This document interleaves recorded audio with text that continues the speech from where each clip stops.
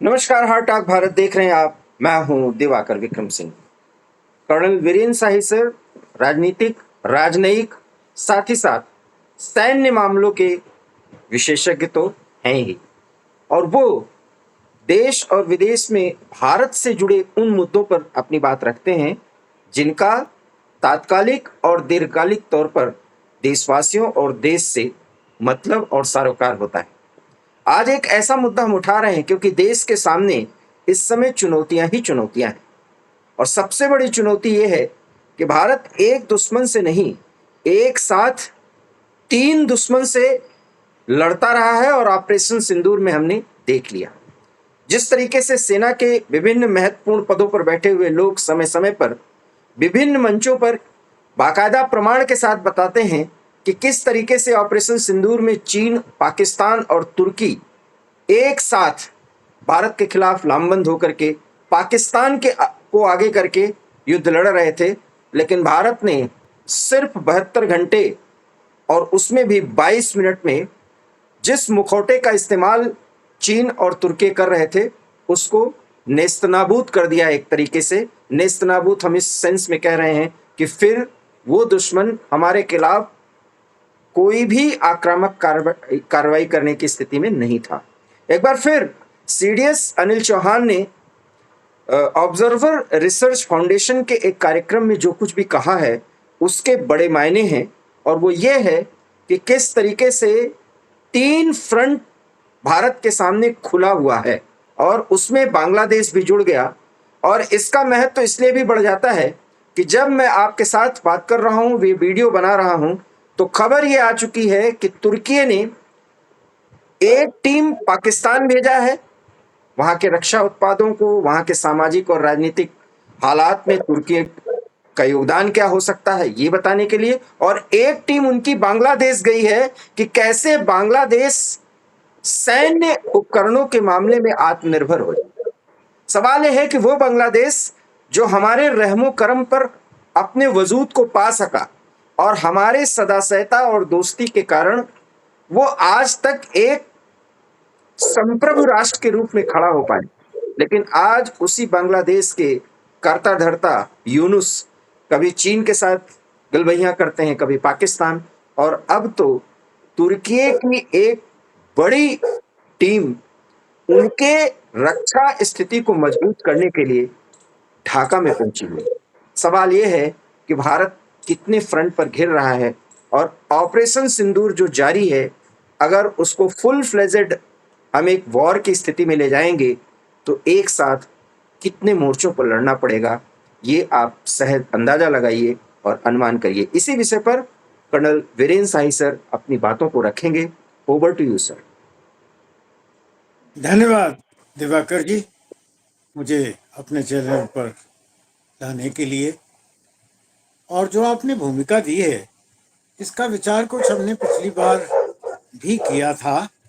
अब मैं उसका प्रतिरूप दूसरी शक्ल दिखाना चाहता हूँ, और दूसरी शक्ल में कुछ ऐसी संभावनाएं जो कि आशाजनक है मैं बताना चाहता हूँ।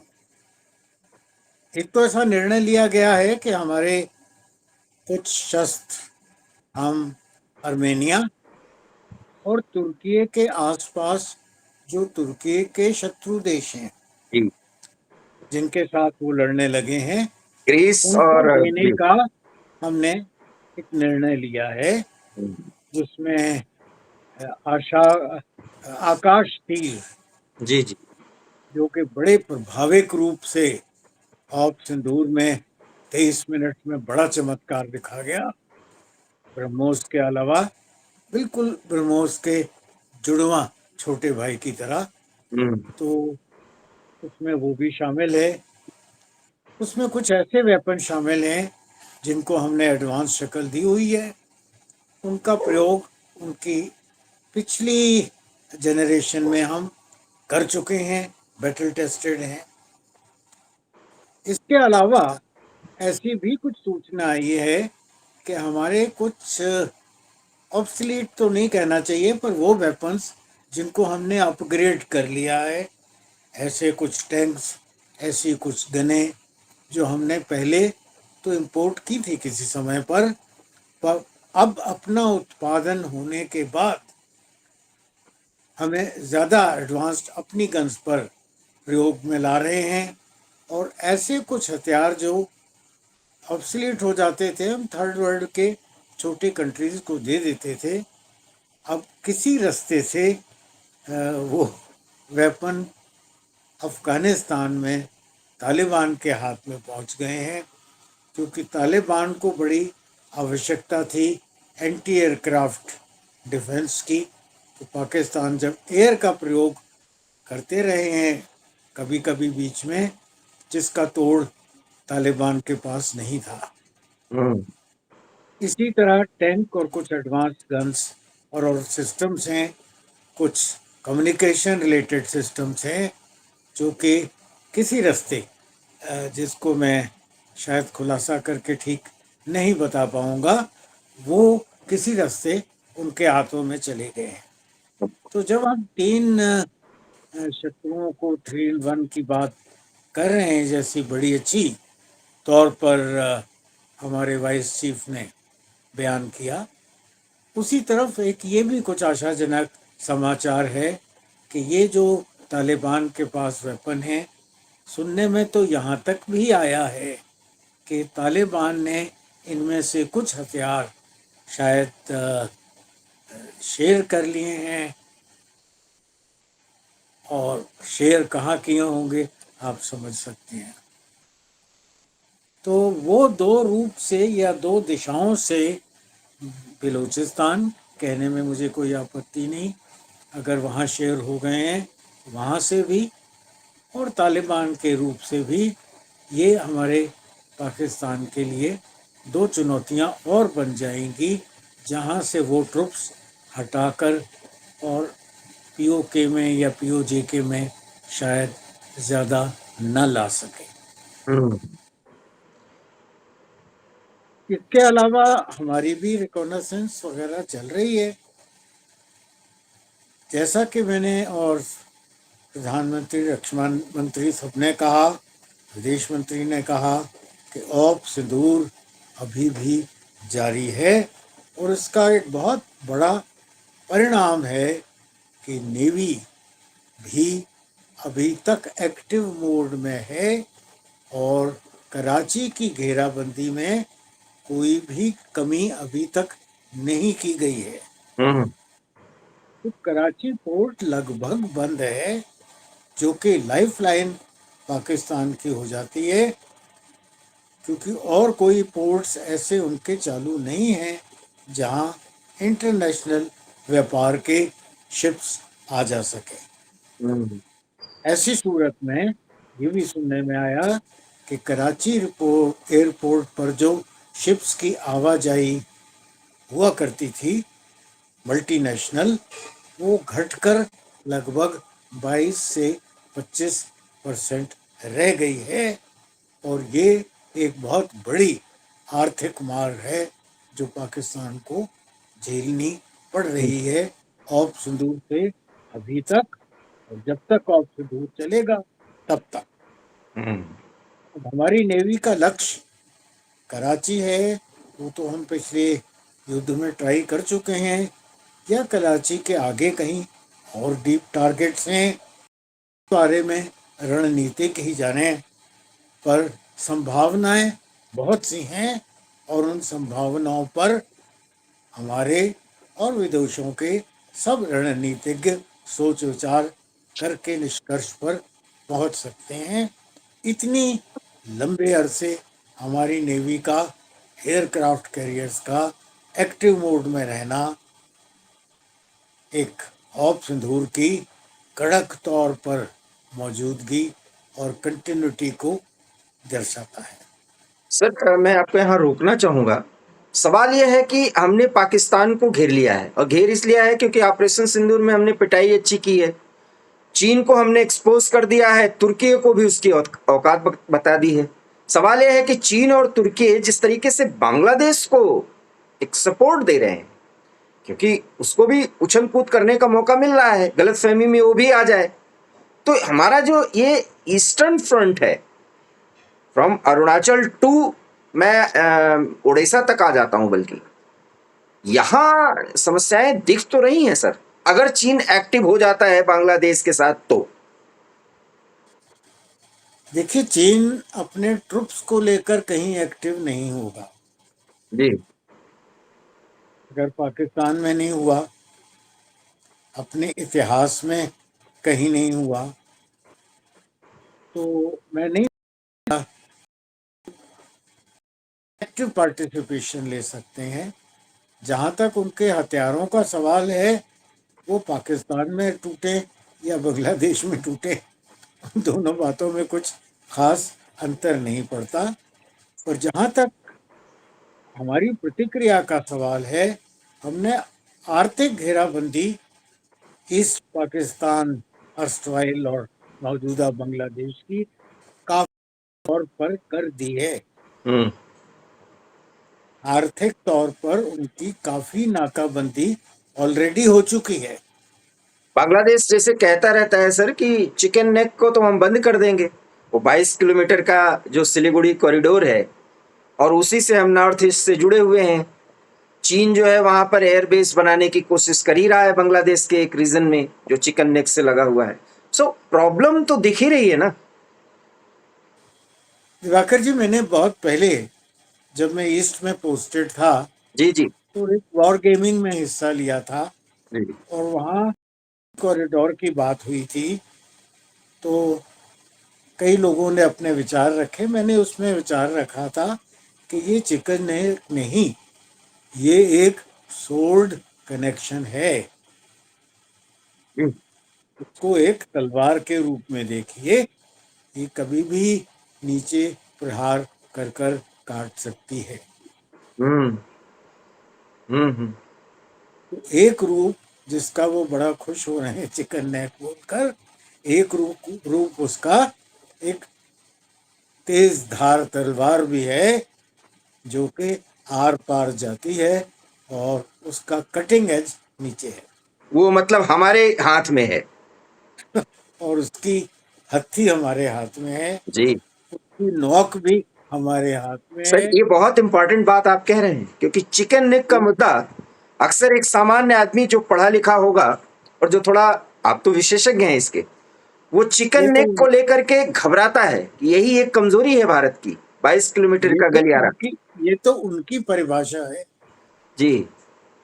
ये हमारी परिभाषा तो नहीं है। ये हम्म। तो उनकी परिभाषा है। और जो देश को नीचा दिखाना या कमजोर दिखाना चाहते हैं, वो इस परिभाषा से सहमत होते हैं। और अगर नहीं उनमें सर, ये इतनी इसमें बड़ी बात आप कह प्रसन्नता, रहे हैं, आप इतनी बड़ी जी, बात कह रहे हैं, ये देश के लोग अगर जानेंगे तो उनका सीना गर्व से चौड़ा हो जाएगा, आत्मविश्वास बढ़ जाएगा। जो भी देश प्रेमी है वो चिकन नेक की स्थिति, क्योंकि हमारी आर्मी उसको महफूज रख पाएगी ये हमें भरोसा है। लेकिन खुदा न खास्ता, माफ करें मैं इस शब्द का इस्तेमाल कर रहा हूं, अगर दुश्मन प्रभावी हो गया तो नॉर्थ ईस्ट से हम कट जाएंगे। इसीलिए मैं एक जानकारी भी आपको दूं कि विदेश मंत्री एक जो है पैरेलल कॉरिडोर की बात कर रहे हैं जो म्यांमार से जुड़ेगा हमारा, वो मैं स्थान अभी रिकॉल नहीं कर पा रहा हूं, और उसके अभी भी जी, 2-4 दिनों की ये घटनाएं हैं। तो जी, चिकन नेक हमारे लिए एक तलवार की धार की तरह है। You are the first person जो उसकी खासियत बता रहे हैं सर। इसी को कम से कम इस वीडियो में थोड़ा सा इलिस्ट्रेट कर दीजिए ताकि देश की जनता इसे जाने। जब युद्ध होता है और टैंकों का मूवमेंट होता है, गन का मूवमेंट होता है, हवाई जहाज़ों का मूवमेंट होता है, फाइटर्स का मूवमेंट होता है, और आज के युग में ड्रोन्स का ही मूवमेंट होता है, तो दिवाकर जी 5-10 किलोमीटर ऊपर नीचे में कितना एक अंतर रह जाता है। जबकि आपके हाथ में एक मजबूत खड़ग या तलवार है, जिसकी धार नीचे की ओर है। जी जी जी जी जी। मेरे ख्याल में रक्षा को समझने वाला कोई भी शख्स इस बात को भली बात भाप सकता है। कोई भी बुद्धिमान व्यक्ति इसकी परिभाषा को समझ सकता है।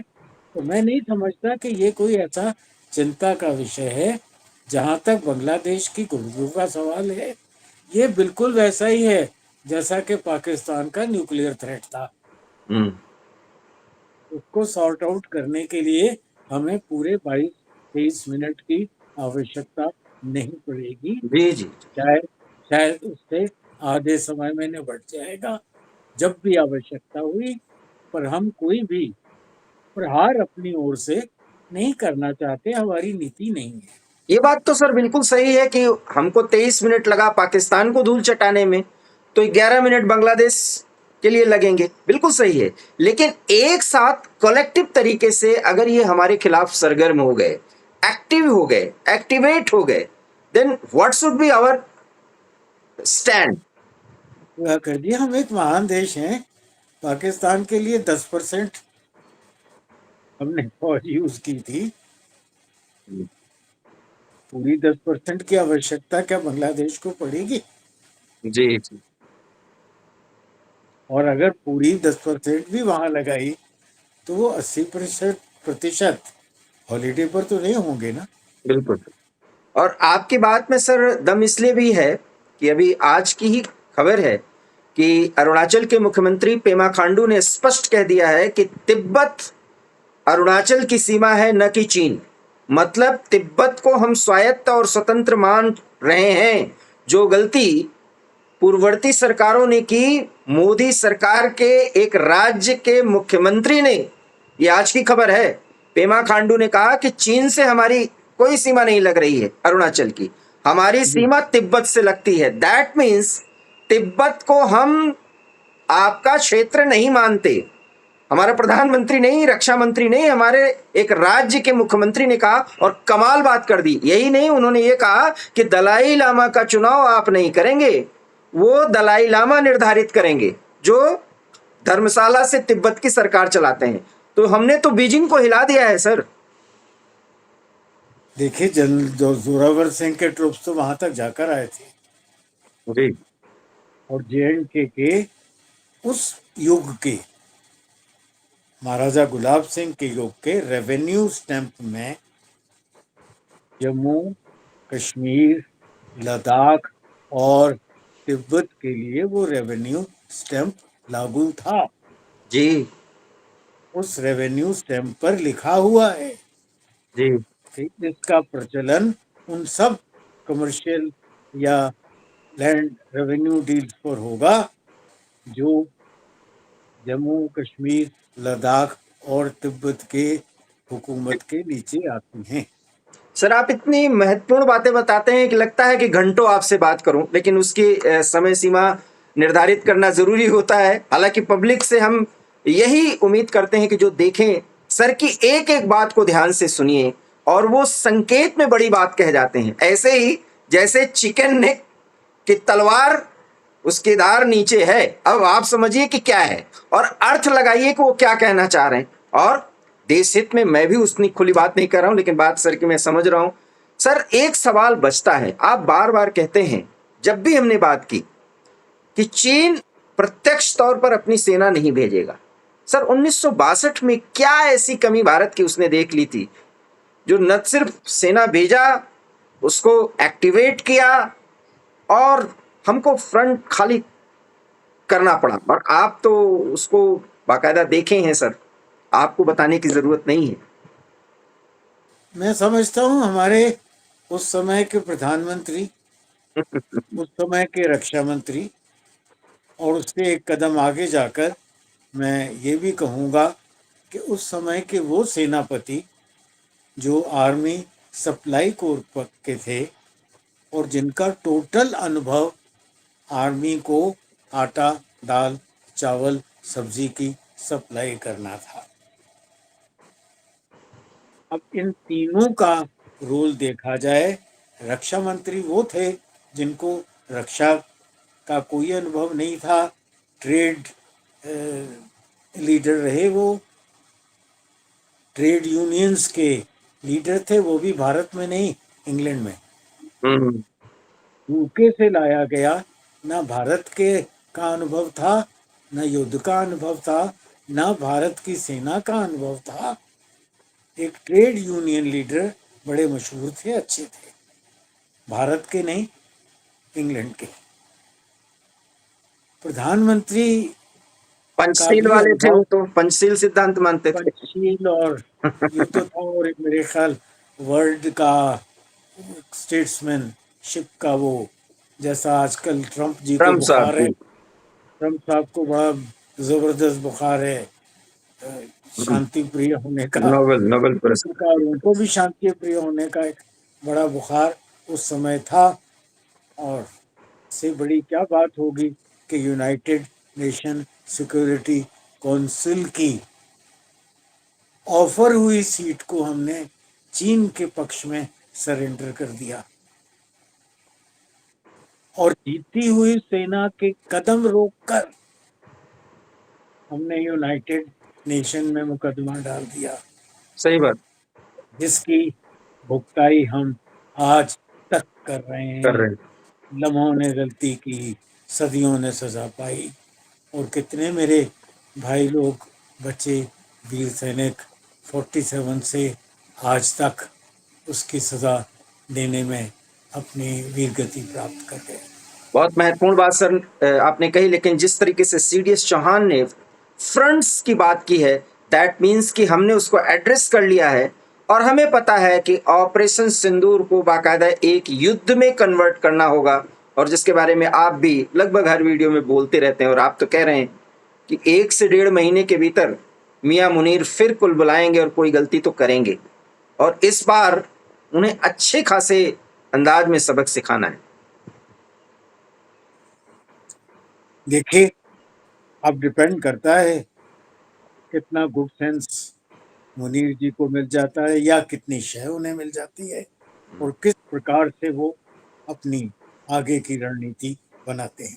बहुत बहुत धन्यवाद सर। हम अगली वीडियो में फिर चर्चा करेंगे किसी सामरिक मुद्दे पर, लेकिन अगर ये वीडियोस और सर की बातें, जो कि बहुत बड़ी बात उन्होंने चिकन नेक पर कही है, अगर आपको पसंद आई हो तो प्लीज़ इस पर कमेंट कीजिए, वीडियो को लाइक कीजिए, शेयर कीजिए, हमारे चैनल हार्ट ऑफ भारत को सब्सक्राइब कीजिए। एक अन्य मुद्दे में हम सर के साथ फिर चर्चा करेंगे, और तब तक के लिए हमें इजाज़त दीजिए। बहुत बहुत धन्यवाद। नमस्कार। धन्यवाद।